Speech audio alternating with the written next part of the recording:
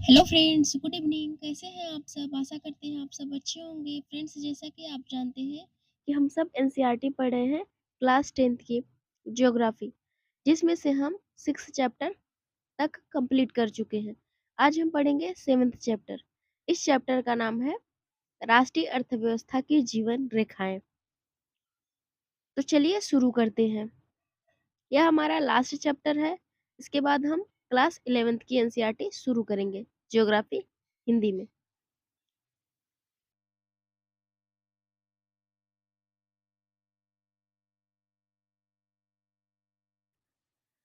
हम अपने प्रतिदिन के जीवन में विभिन्न सामग्रियों एवं सेवाओं का प्रयोग करते हैं। इनमें से कुछ हमारे आसपास उपलब्ध होती हैं, जबकि कुछ अन्य चीजों की जरूरतें दूसरे स्थानों से लाकर पूरी की जाती हैं। वस्तुएं तथा सेवाएं मांग स्थल से आपूर्ति स्थल पर अपने आप नहीं पहुंच जाती। वस्तुओं तथा सेवाओं के आपूर्ति स्थानों से मांग स्थानों तक ले जाने हेतु परिवहन की आवश्यकता होती है।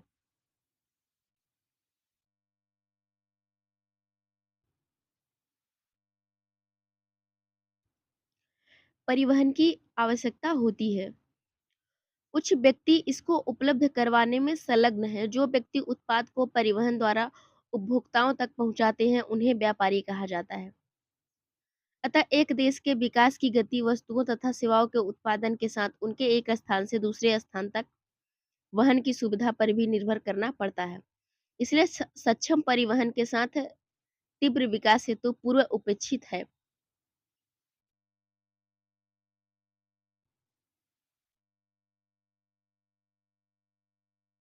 वस्तुओं तथा सेवाओं का ले जाना पृथ्वी के 3 महत्वपूर्ण क्षेत्रों पर किया जाता है: स्थल, जल तथा वायु। इन्हीं के आधार पर परिवहन को स्थल, जल व वायु परिवहन में वर्गीकृत किया जा सकता है।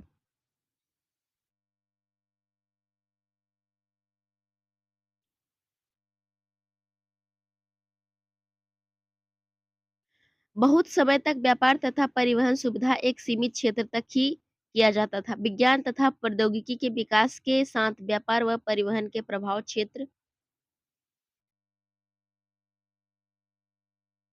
क्षेत्र में विस्तृत वृद्धि हुई है।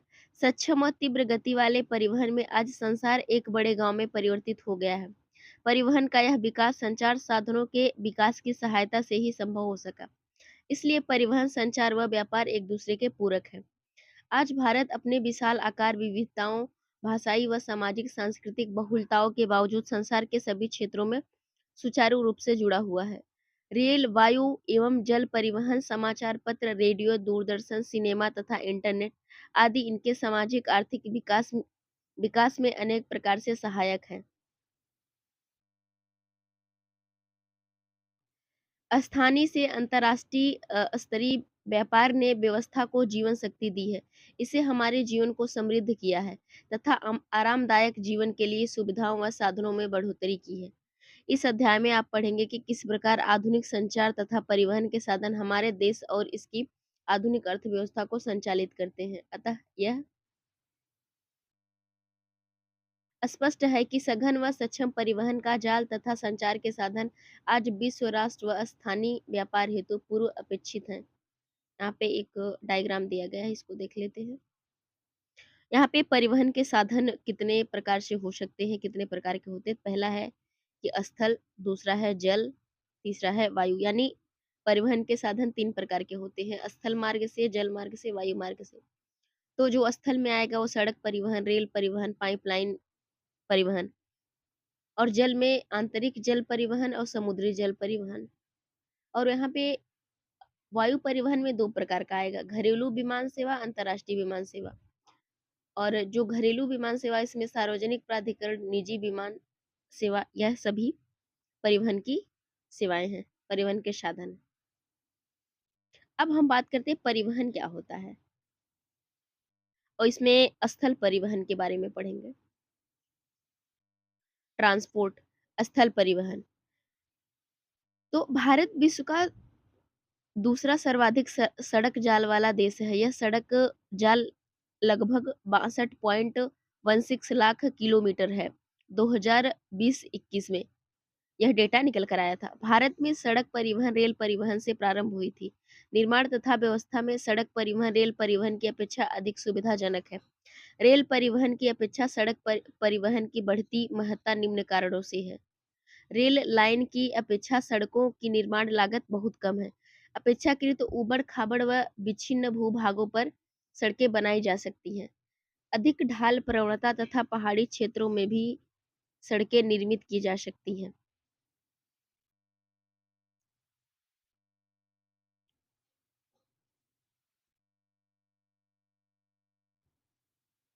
अपेक्षाकृत कम व्यक्तियों, कम दूरी व कम वस्तुओं के परिवहन में सड़कें मितव्ययी हैं। घर-घर सेवाएं उपलब्ध करवाती हैं तथा सामान चढ़ाने व उतारने की लागत भी अपेक्षाकृत कम होती है। सड़क परिवहन अन्य परिवहन साधनों के उपयोग में एक कड़ी के रूप में भी कार्य करती है। जैसे सड़कें रेलवे स्टेशन, वायु व समुद्री पत्तनों को जोड़ती हैं। भारत में सड़कों की सक्षमता के आधार पर इन्हें निम्न 6 वर्गों में विभाजित किया गया है। राष्ट्रीय राजमार्गों के मानचित्र देखें, इन सड़कों की महत्वपूर्ण भूमिका बताएं। यहाँ पे एक क्वेश्चन भी दिया गया है, इसको देखकर बताना है। तो अब हम पहला देखते हैं, स्वर्णिम चतुर्भुज महाराजमार्ग। अक्सर न्यूज में रहता है, आप इसके बारे में पढ़े होंगे, जानते होंगे। Swarnim Chaturbhuj Maharajmarg, golden quadrilateral super highways.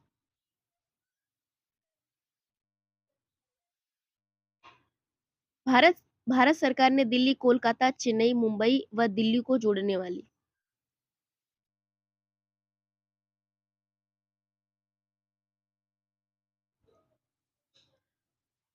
Delhi को जोड़ने वाली 6 लेन वाली महाराजमार्गों की सड़क परियोजना प्रारंभ की है।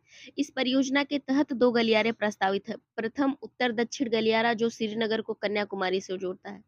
द्वितीय जो पूर्व पश्चिम गलियारा जो सिलचर असम तथा पोरबंदर गुजरात को जोड़ता है। इस महाराजमार्ग का प्रमुख उद्देश्य भारत के मेगा सिटीज के मध्य की दूरी व परिवहन समय को न्यूनतम करना है।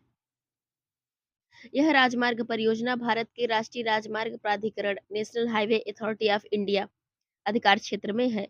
दूसरा है राष्ट्रीय राजमार्ग नेशनल हाईवेज। राष्ट्रीय राजमार्ग देश के दूरस्थ भागों को जोड़ते हैं। यह प्राथमिक सड़कें तंत्र हैं। अनेक प्रमुख राष्ट्रीय राजमार्ग उत्तर, दक्षिण तथा पूर्व से पश्चिम दिशाओं में फैले हैं। अब देखते हैं राज्य राजमार्ग क्या होते हैं। स्टेट हाईवेज, राज्यों की राजधानियों को जिला मुख्यालयों से जोड़ने वाली सड़कें राज्य राजमार्ग कहलाती हैं।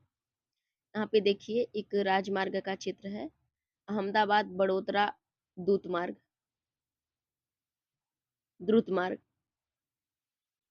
अब यहाँ पे देखते हैं जिला मार्ग।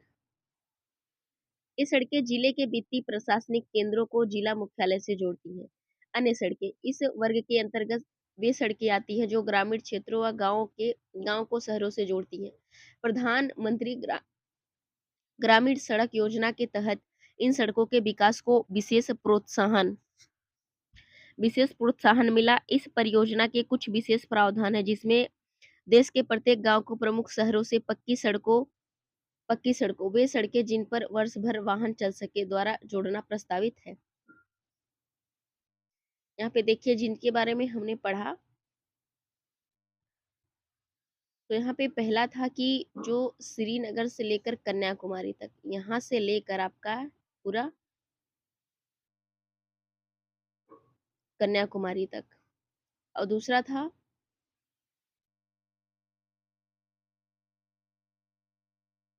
गुजरात से लेकर असम तक। तो इस तरह जो दूरियां थी उनको कम करने के लिए बनाया गया था, जो समय था उनको कम किया जा सके और दूरी भी कम की जा सके इसके माध्यम से।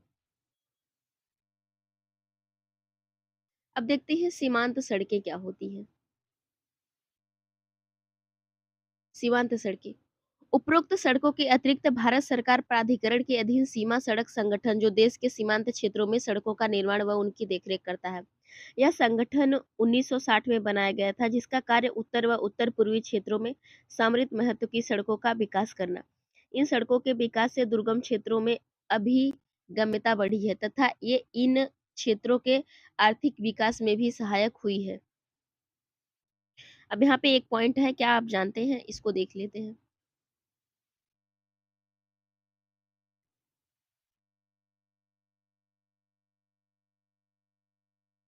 क्या आप जानते हैं विश्व की सबसे लंबी राजमार्ग सुरंग अटल टनल 19.02 किलोमीटर सीमा सड़क संगठन द्वारा बनाई गई है। सुरंग पूरे साल मनाली को लाहौल स्पीति घाटी से जोड़ती है। पहले यह घाटी भारी बर्फबारी के कारण लगभग 6 महीने तक अलग थलग रहती थी। यह सुरंग हिमालय की पीर पंजाल पर्वतमाला में औसत समुद्र तल से 3000 मीटर की ऊंचाई पर अति आधुनिक सुविधाओं के लिए बनाई गई है। अटल सुरंग, यहाँ पे देखिए पहाड़ी रास्ते किस प्रकार से होते हैं, यहाँ पे दिखाया गया है।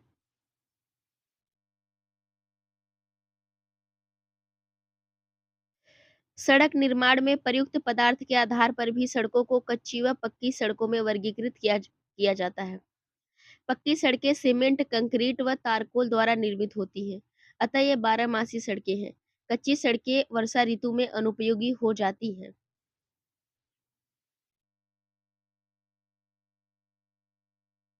यहाँ पे देखिए उत्तर पूर्वी सीमा सड़क पर यातायात अरुणाचल प्रदेश का एक दृश्य है। अब देखते हैं रेल परिवहन। देखते हैं रेल ट्रांसपोर्ट।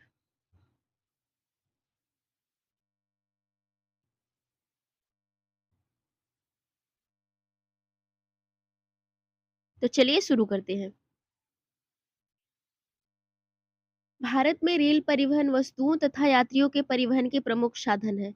रेल परिवहन अनेक कार्यों में सहायक है, जैसे व्यापार, भ्रमण, तीर्थ यात्राएं व लंबी दूरी तक सामान का परिवहन आदि। एक प्रमुख परिवहन के साधन के अतिरिक्त पिछले 150 वर्षों से भी अधिक समय से भारतीय रेल एक महत्वपूर्ण समन्वयक के रूप में भी जानी जाती है। भारतीय रेलवे देश की अर्थव्यवस्था, उद्योगों व कृषि के तीव्र गति से विकास के लिए उत्तरदायी है।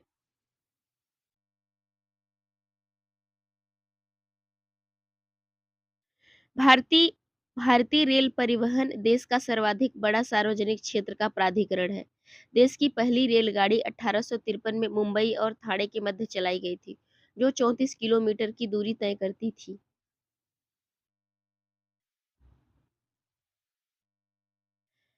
भारतीय रेल परिवहन को 17 रेल प्रखंडों में पुनः संकलित किया गया है।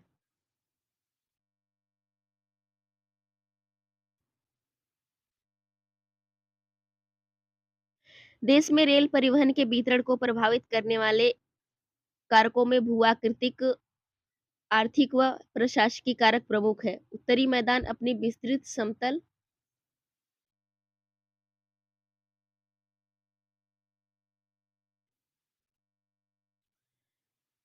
भूमि, सघन जनसंख्या, संपन्न कृषि व प्रचुर संसाधनों के कारण रेल परिवहन के विकास व वृद्धि में सहायक रहा है। यद्यपि असंख्य नदियों के विस्तृत जल मार्गों पर पुलों के निर्माण में कुछ बाधाएं आई हैं। प्रायद्वीपीय भारत में रेल मार्ग ऊबड़-खाबड़ पहाड़ी क्षेत्रों, छोटी पहाड़ियों, सुरंगों आदि से होकर गुजरते हैं। हिमालय पर्वतीय क्षेत्र की दुर्लभ उच्चावच, विरल जनसंख्या तथा आर्थिक अवसरों की कमी के कारण रेलवे लाइन के निर्माण में प्रतिकूल परिस्थितियां उत्पन्न करता है। इसी प्रकार पश्चिमी राजस्थान, गुजरात के दलदली भाग, मध्य प्रदेश के वन क्षेत्र, छत्तीसगढ़, ओडिशा व झारखंड में रेल लाइन निर्माण करना कठिन है। सह्याद्री तथा उससे सन्निध क्षेत्र को भी घाट या दर्रों के द्वारा पार कर पाना संभव है। कुछ वर्ष पहले भारत के महत्वपूर्ण आर्थिक क्षेत्र में पश्चिमी तट के साथ कोंकण रेलवे के विकास ने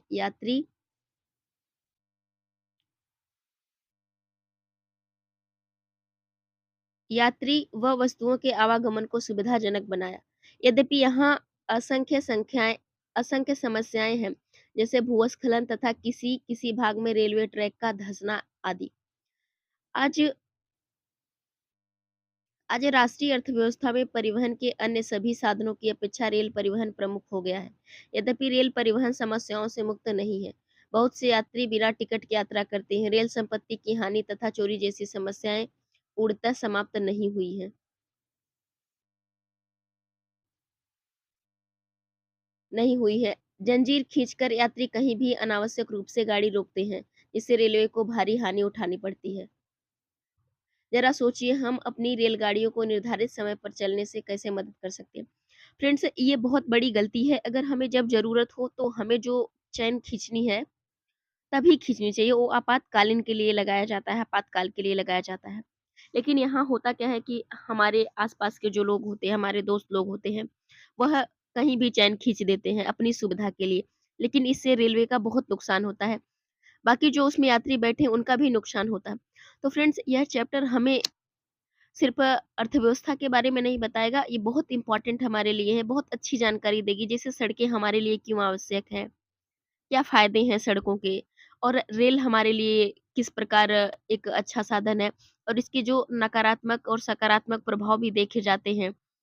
चोरियाँ होती हैं, जगह नहीं मिलती है, बहुत सारे लोग बिना टिकट के चलते हैं, तो कु बहुत सारी कमियाँ रेलवे रेलवे में हैं, जिसको सुधार की बहुत आवश्यकता है। तो इस चैप्टर से बहुत कुछ सीखने को मिलेगा। परिवहन के बारे में आज हम जानेंगे। परिवहन से क्वेश्चन पूछे ही जाते हैं। तो कुछ जो सिलेक्टेड टॉपिक होते हैं जीएस के, जैसे परिवहन हो गया, खनिज हो गया, कृषि हो गया, मिट्टी हो गया, इन सब से मानसून हो गया। तो क्वेश्चन इससे कन्फर्म रहता है कि 1 या 2 क्वेश्चन आएगा ही आएगा। तो इसको बहुत अच्छे से पढ़िए, और जो चीज़ें आपको लगती हैं कि ये चीज़ें गलत हैं, थोड़ी जानकारी अगर आपको मिलती है कि यार इससे नहीं, यह करेंगे तो गलत हो जाएगा या फिर यह करेंगे तो सही है। तो जो चीज़ें लगती हैं कि गलत है, उसको रोकने की कोशिश करते हैं, आप समझा सकते हैं लोगों को। तो चलिए अब आगे बढ़ते हैं। अब दूसरा है पाइपलाइन। पाइपलाइन के माध्यम से परिवहन। पाइपलाइन। भारत के परिवहन मानचित्र पर पाइपलाइन एक नया परिवहन का साधन है। पहले पाइपलाइन का उपयोग शहरों, उद्योगों में पानी पहुँचाने का होता था। आज इसका प्रयोग कच्चा तेल, पेट्रोल उत्पाद तथा तेल से प्राकृतिक तथा गैस क्षेत्र से उपलब्ध गैस शोधनशालाओं में, उर्वरक कारखानों व बड़े ताप विद्युत ग्रहों तक पहुंचाने में किया जाता है। ठोस पदार्थों को तरल अवस्था में परिवर्तित कर लाइनों द्वारा ले जाया जाता है। सुदूर आंतरिक भागों में स्थित शोधनशालाएं जैसे बरौनी, मथुरा, पानीपत तथा गैस पर आधारित उर्वरक कारखानों की स्थापना पाइपलाइनों के जाल के कारण ही संभव हो पाई है। पाइपलाइन बिछाने की प्रारंभिक लागत अधिक है, लेकिन इसको चलाने की लागत न्यूनतम है। वहनांतरण देरी तथा हानियां इसमें लगभग नहीं के बराबर होती है। थोड़ा देरी हो सकती है, लेकिन हानि इसमें बहुत न के बराबर होगी।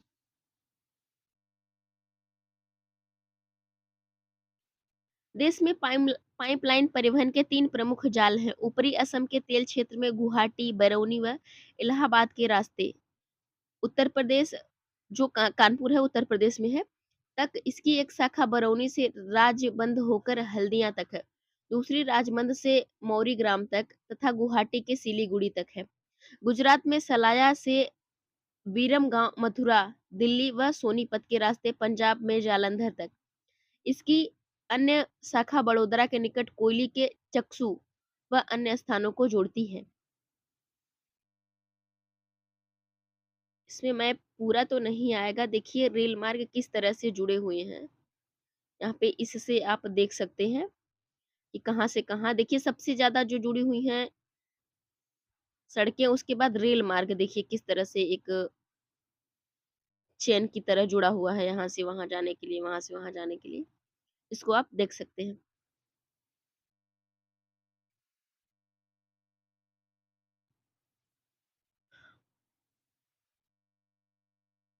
पहली 17,000 किलोमीटर लंबी Hazira Vijaypur Jagdishpur HBJ, Hazira Vijaypur Jagdishpur cross country gas pipeline Mumbai high और बसीन गैस क्षेत्रों को पश्चिमी व उत्तरी भारत के विभिन्न उर्वरक बिजली और औद्योगिक परिसरों से जोड़ती है। कुल मिलाकर भारत की गैस पाइपलाइन के बुनियादी ढांचे का विस्तार क्रॉस कंट्री पाइपलाइनों के 1700 किलोमीटर से बढ़ाकर 1800 सॉरी 18,500 किलोमीटर तक हो गया है। अब बात करते हैं जल परिवहन की।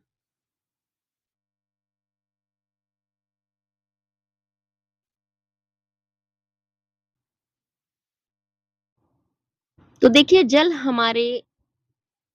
परिवहन हमारे जीवन के लिए कितना आवश्यक है, क्या योगदान है जल परिवहन का हमारे जीवन में। भारत के लोग प्राचीन काल से समुद्री यात्राएं करते रहे हैं। इसके नाविकों ने दूर तक आसपास के क्षेत्रों में भारतीय संस्कृति व व्यापार को फैलाया है।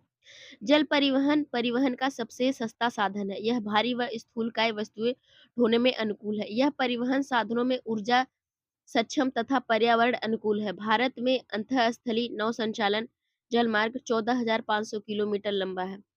इनमें केवल 5,685 किलोमीटर मार्ग ही मशीनीकृत नौकाओं द्वारा तय किया जाता है। यहाँ पे देखिए एक चित्र है। यह उत्तर पूर्वी राज्यों में आंतरिक जल मार्ग परिवहन अधिक महत्वपूर्ण है। इस तरह से यहाँ पे देखिए किस तरह से परिवहन किया जाता है।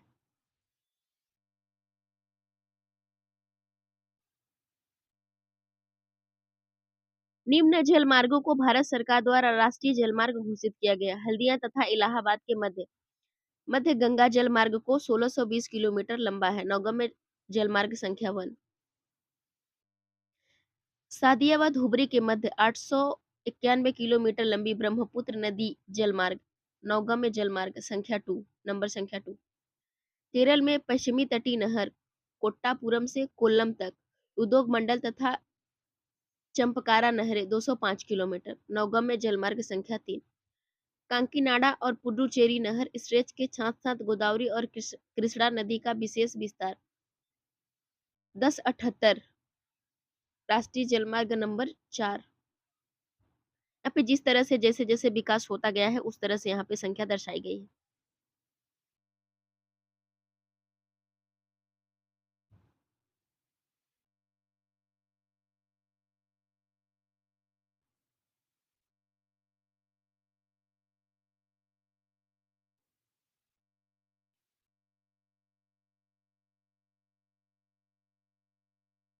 मातई नदी महानदी के डेल्टा चैनल ब्राह्मणी नदी और पूर्वी तटीय नहर के साथ ब्राह्मणी नदी का विशेष विस्तार 588 किलोमीटर राष्ट्रीय राजमार्ग 5।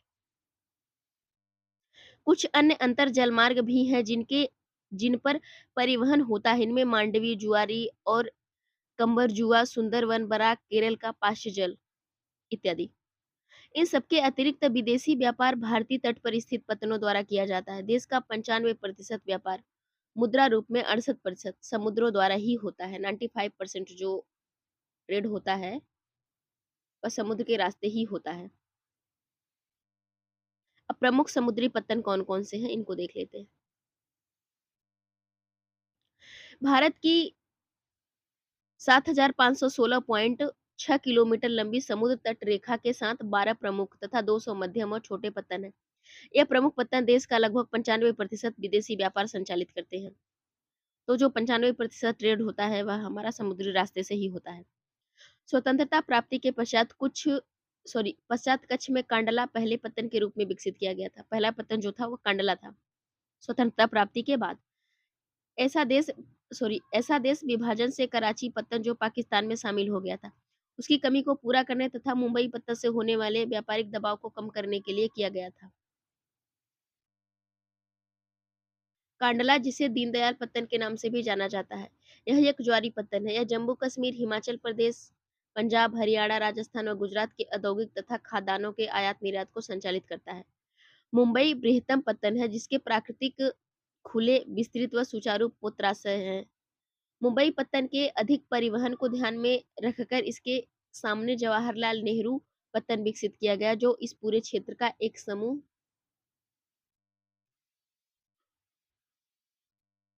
पत्तन सुविधा भी प्रदान कर सके। लौह अयस्क को निर्यात के संदर्भ में मार्मागाओ पत्तन देश का महत्वपूर्ण पत्तन है।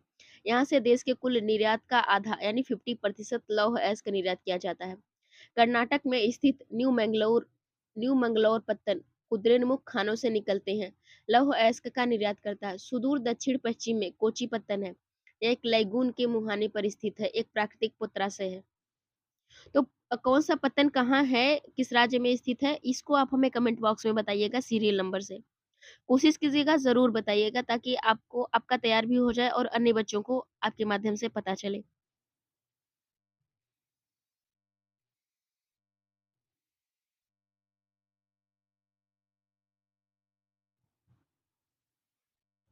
पूर्वी तट के साथ तमिलनाडु में दक्षिण पूर्वी छोर पर तूतीकोरन पत्तन है।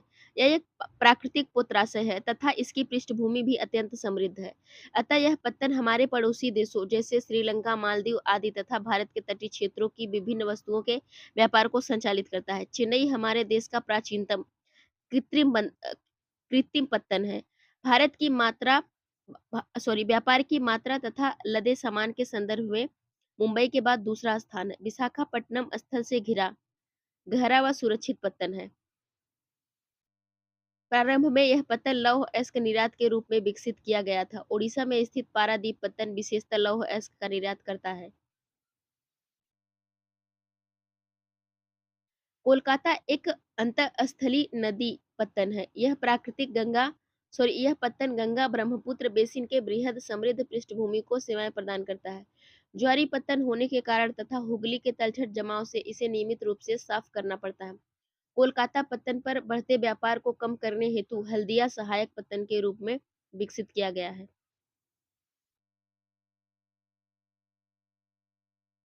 आगे देखते हैं। यहाँ पे कुछ चित्र दिए गए हैं, जैसे कि यहाँ बड़े आकार के कार्गो को उठाए रखने की सुविधाओं से युक्त तूतीकोरिन पत्तन या तूतीकोरिन है, और न्यू मंगलौर का पत्तन है। टैंकर द्वारा कच्चे माल का निर्वहन किया जाता है। अब हम वायु परिवहन की बात करते हैं। तो देखते हैं वायु परिवहन। आज वायु परिवहन तीव्रतम, आरामदायक व प्रतिष्ठित परिवहन का साधन बन चुका है। इसके द्वारा अति दुर्गम स्थानों जैसे ऊंचे पर्वत, मरुस्थलों, घने जंगल व लंबे समुद्री रास्तों को सुगमता से पार किया जा सकता है। वायु परिवहन के अभाव में देश के उत्तरी पूर्वी राज्यों के विषय में सोचें, जहाँ बड़ी नदियां, विच्छिन्न धरातल, घने जंगल, निरंतर बाढ़ आदि का आना एक सामान्य बात है। हवाई यात्रा ने इसे अधिक अधिक अभिगम्य बना दिया है, यानी सुविधा हो गई है।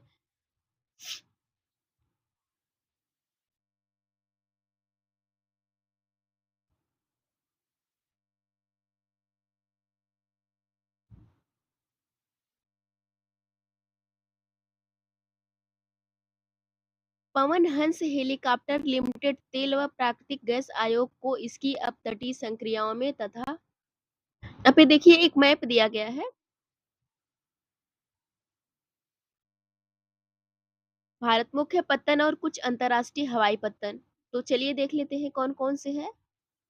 तो यहाँ पे सबसे ऊपर है, यहाँ पे अमृतसर में, तो यहाँ पे एक है गुरु रामदास जी अंतरराष्ट्रीय हवाई पत्तन अमृतसर। दूसरा है दिल्ली इंदिरा गांधी अंतरराष्ट्रीय पत्तन। और तीसरा है कि कोलकाता में नेताजी सुभाष चंद्र बोस हल्दिया।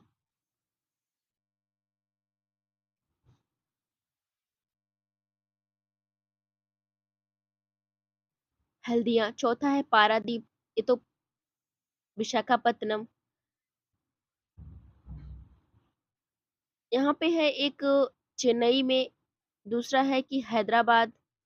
मुंबई में छत्रपति शिवाजी जवाहरलाल नेहरू, दीनदयाल पोर्ट गुजरात में। तो इस तरह से कुछ राष्ट्रीय अंतर्राष्ट्रीय पत्तन हम देख लिए।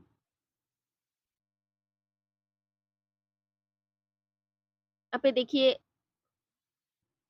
तिरुवनंतपुरम, यहाँ पे एक हवाई पत्तन है। और यहाँ पे तूतीकोरिन, कोची, यह सब समुद्री पत्तन है। न्यू मंगलौर, मरमागांव, विशाखापत्तनम, पारादीप, यह सब जो है समुद्री पत्तन है।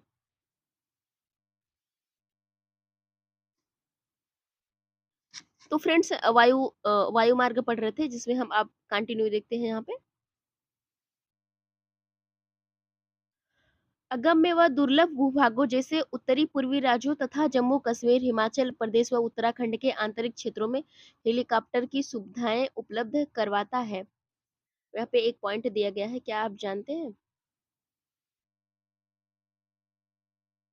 जानते हैं कि उड़ान पूरे देश का आम नागरिक विश्व स्तर पर अपनी तरह की पहली योजना है जिसे क्षेत्रीय विमानन बाजार में तेजी लाने के लिए डिजाइन किया गया है।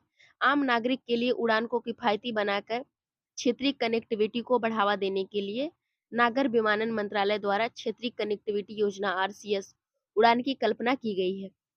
योजना का मुख्य विचार सक्षम नीतियों और प्रोत्साहनों के माध्यम से एयरलाइनों को क्षेत्रीय और दूरस्थ मार्गों पर उड़ानें संचालित करने के लिए प्रोत्साहित करना है। तो आप हमें बताइए कि उड़े देश का आम नागरिक कब लाया गया था इसको? तो आप हमें इसको कमेंट बॉक्स में बताइएगा। अब यहाँ पे कुछ संचार सेवाएं इसको देख लेते हैं।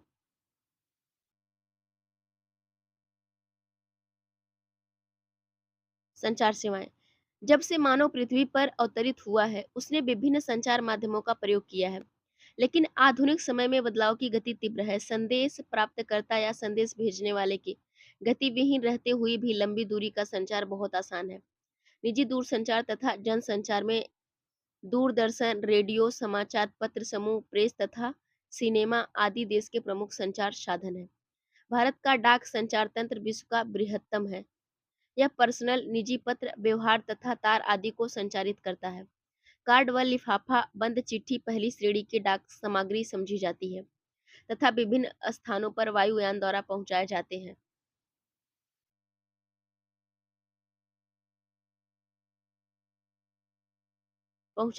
हैं तथा इसके लिए स्थल व जल परिवहन का प्रयोग किया जाता है। बड़े शहरों और नगरों में डाक संचार में शीघ्रता हेतु हाल ही में 6 डाक मार्ग बनवाए गए हैं। इन्हें राजधानी मार्ग, मेट्रो चैनल, ग्रीन चैनल, व्यापार यानी बिजनेस चैनल, भारी चैनल, दस्तावेज चैनल के नाम से जाना जाता है, जो 6 नए राजधानी मार्ग बनाए गए हैं। यहाँ पे सेकेंड पॉइंट है इंपॉर्टेंट, इसको देखते हैं।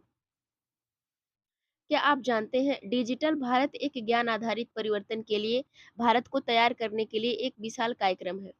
डिजिटल भारत कार्यक्रम का मुख्य उद्देश्य आईटी भारतीय प्रतिभा प्लस आईटी सूचना प्रौद्योगिकी आईटी क्षेत्र इंफॉर्मेशन टेक्नोलॉजी कल का भारत में होने वाले परिवर्तन को समझना है, तकनीक को केंद्र में रखकर बदलाव लाना है।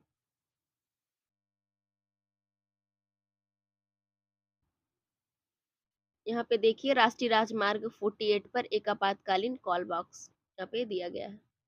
इसमें से कोई इंसान उसमें पत्र डाल रहा है। अब आगे देखते हैं।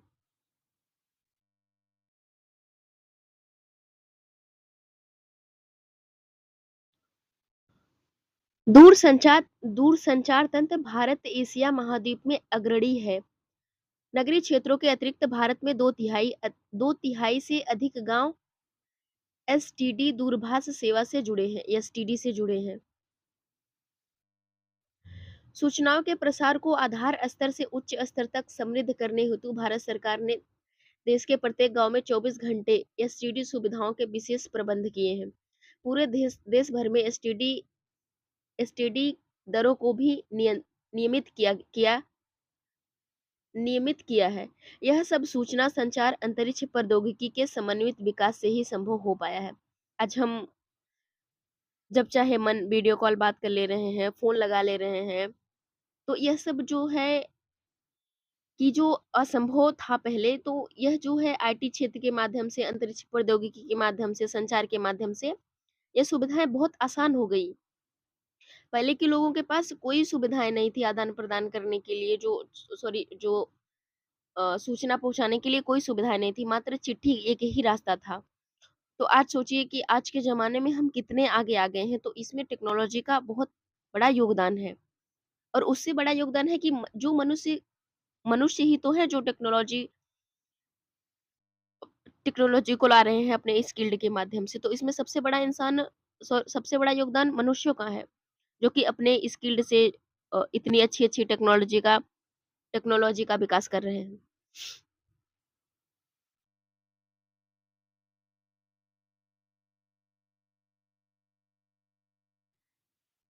जनसंचार मानव को मनोरंजन के साथ बहुत से राष्ट्रीय कार्यक्रमों और नीतियों के विषय में जागरूक करता है, जिसमें रेडियो, दूरसंचार, समाचार पत्र, पत्रिकाएं, किताबें तथा चलचित्र सम्मिलित हैं। आकाशवाणी, ऑल इंडिया रेडियो राष्ट्रीय, क्षेत्रीय तथा स्थानीय भाषाओं में देश के विभिन्न भागों में अनेक वर्गों के व्यक्तियों के लिए विविध कार्यक्रम प्रसारित करता है। आज हम नहीं देखते हैं दूरदर्शन, समाचार पत्र पत्रिकाएं और आकाशवाणी नहीं सुनते हैं।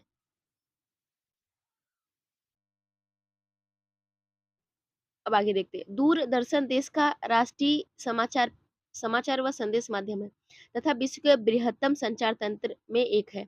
यह विभिन्न वायु वर्ग के व्यक्तियों हेतु मनोरंजक, ज्ञानवर्धक, खेल संबंधी कार्यक्रम प्रसारित करता है।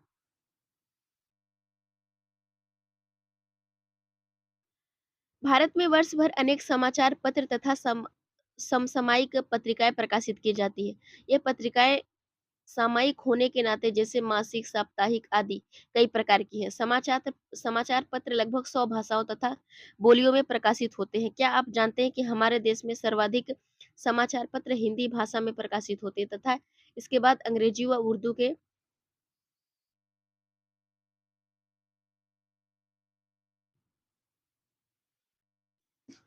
उर्दू के समाचार पत्र आते हैं। भारत विश्व में सर्वाधिक चलचित्रों का उत्पादक भी है। यह कम अवधि वाली फिल्में, वीडियो फीचर फिल्म, छोटी वीडियो फिल्में बनाता है।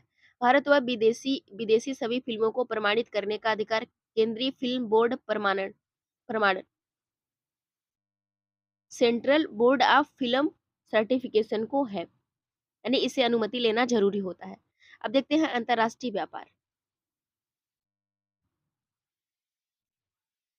अंतर्राष्ट्रीय व्यापार राज्यों व देशों में व्यक्तियों के बीच वस्तुओं का आदान प्रदान व्यापार कहलाता है। व्यापार एक ऐसी जगह है जहां इसका विनिमय होता है। दो देशों के मध्य एक दो देशों के मध्य यह व्यापार अंतर्राष्ट्रीय व्यापार कहलाता है। यह समुद्री, हवाई, स्थानीय मार्गों द्वारा हो सकता है। यद्यपि स्थानीय व्यापार शहरों, कस्बों व गांवों में होता है। राज्य राज्य स्तरीय व्यापार दो या दो से अधिक राज्यों के मध्य होता है। एक देश के अंतर्राष्ट्रीय व्यापार की प्रगति उसके आर्थिक वैभव का सूचक है, इसलिए इसे राष्ट्र का आर्थिक बैरोमीटर कहा जाता है।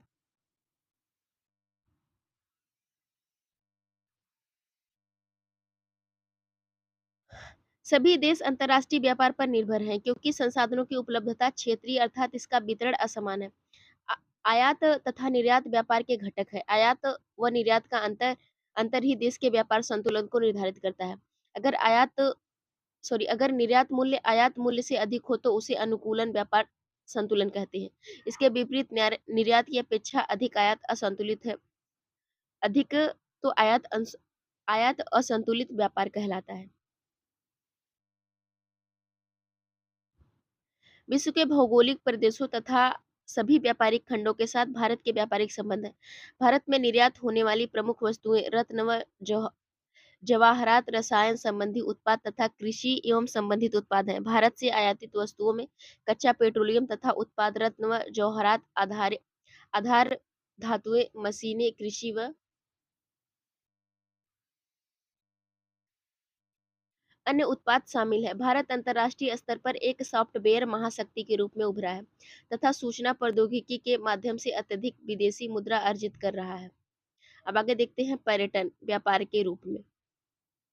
पर्यटन भी व्यापार के रूप में।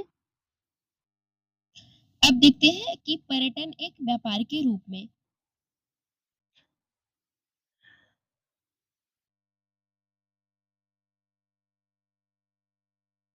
पिछले 3 दशकों में भारत में पर्यटन उद्योग में महत्वपूर्ण वृद्धि हुई है।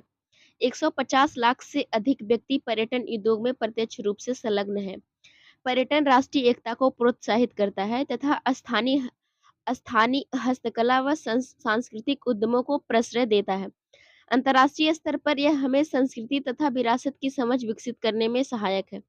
विदेशी पर्यटक भारत में विरासत विरासत पर्यटन या परिपर्यटन, इको टूरिज्म, रोमांचकारी पर्यटन, सांस्कृतिक पर्यटन, चिकित्सा पर्यटन, व्यापारिक पर्यटन के लिए आते हैं। देश के विभिन्न भागों में पर्यटन की अपार संभावनाएं हैं। पर्यटन उद्योग के विकास हेतु विभिन्न प्रकार के पर्यटन को बढ़ावा देने के प्रयास किए जा रहे हैं।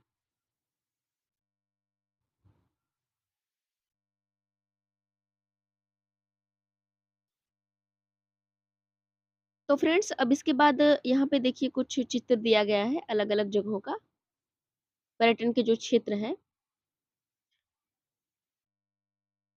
कुछ अभ्यास प्रश्न दिया गया है, इसको हम देख लेते हैं।